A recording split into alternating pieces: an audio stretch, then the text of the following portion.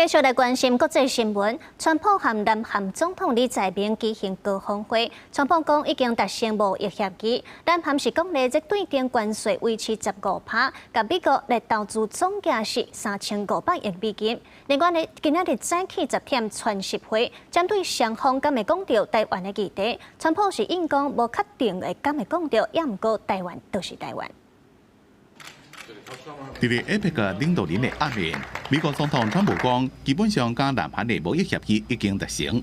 And we made our deal. We pretty much finalized a trade deal, and we discussed some other things having to do with national security, etc. And I think we came to a conclusion on a lot of very important items. 상호 관세는 7월 30일 합의 이후 이미 적용되고 있는 대로 15%로 인하해 지속 적용하기로 하였으며.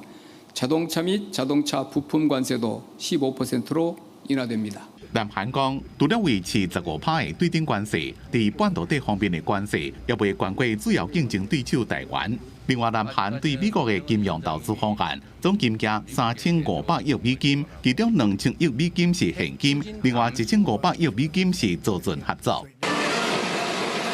川普亞洲行最後一站南韓，自釜山飛機 APEC 峰會舉辦地點慶祝。南韓總統李在明當場受川普獲贈金冠加南韓最高榮譽木金輝大勳章，象徵川普是朝鮮半島的和平締造者。 보호무역주의와 자국 우선주의가 고개를 들며 당장의 생존이 시급한 시대, 협력과 상생, 포용적 성장이란 말이 공허하게 들릴지도 모르겠습니다. 그렇지만 이러한 위기 상황일수록 역설적으로 연대의 플랫폼인 APEC의 역할이 더욱 빛을 발할 것입니다. 川普去南韓之前就向北韓的領導人金正恩發希望會當見面的邀請，不過川普離教講，雙方因為行程無法度配合，即便無法度見面。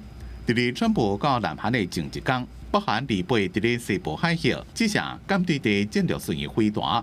而且照原本的軌道飛2點鐘過10分鐘了，射到目標。川普講，這邊的重點是30加中國國家主席習近平的會談。有記者問講，敢會講到台灣的問題？ I don't know that we'll even speak about Taiwan. I'm not sure. I mean, he may want to ask about it. There's not that much to ask about it. You know, Taiwan is Taiwan. APEC 峰會地點慶祝的周邊啟動史上上嚴密的維安措施，在鐵絲網啊、加路檔、加附近的路一層一層圍起來，逐工攏出動19000位警力，軍方也派3900位兵力共同執行警戒任務。會場附近搖晃川普的民眾也無歡迎川普外國防的牌仔佇咧抗議。記者綜合報道。